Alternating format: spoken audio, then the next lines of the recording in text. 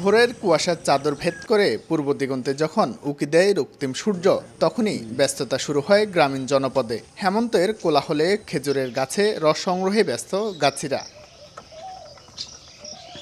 রাজশাহীতে রাতে ও ভোরে শীত অনুভূত হচ্ছে, সেই সঙ্গে প্রকৃতিতে হালকা কুয়াশার আধিপত্য। প্রকৃতির এমন বৈচিত্র্যে খেজুরের রস আরেক অনুষঙ্গ।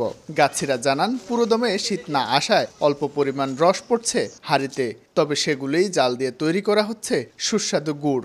এখন 5 নাড়ি 6 নাড়ি ফুরাইছে, এরকম আস্তে আস্তে 10, 20, 30 নাড়ি পর্যন্ত হবে। শীত বেশি হলে অবশ্যই তো গুড়ের মান বেশি হবে, স্বাদও লাগবে, খাতেও ভালো লাগবে, সব দিক দিয়ে। মানে এটা হলো অরিজিনালি শীতের ফসল। অগ্রহায়ণ মাস থেকেই কিন্তু খাঁটি গুড়টা পাওয়া যাবে।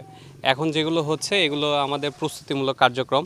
শীত আর যখন আরও জেঁকে বসবে, গুড় যত বেশি হবে, গুড়গুলো বিভিন্ন আমাদের স্থানীয় বাজার থেকে শুরু করে টাকলইটি দেশের বিভিন্ন প্রান্তে চলে যাবে। ব্যবসায়ীরা জানান, জেলার বাঘা, চারঘাট ও পুঠিয়ায় উৎপাদিত এসব গুড়ের চাহিদা রয়েছে দেশ জুড়ে। তবে মৌসুম শুরু না হওয়ায় গুড়ের বাজার এখনো জমে ওঠেনি। স্বল্প পরিসরে শুরু হয়েছে বাজারজাতকরণ। বাজারে এখন আপনার এই খেজুরের গুড়টা নতুন আসতেছে, এটা পাটালিটা আপনার 220-230 টাকা বিক্রি হচ্ছে। বাজারে বিক্রি হয়েছে 200 টাকা কেজি, হাটে বিক্রি হচ্ছে 180-75 টাকা দর।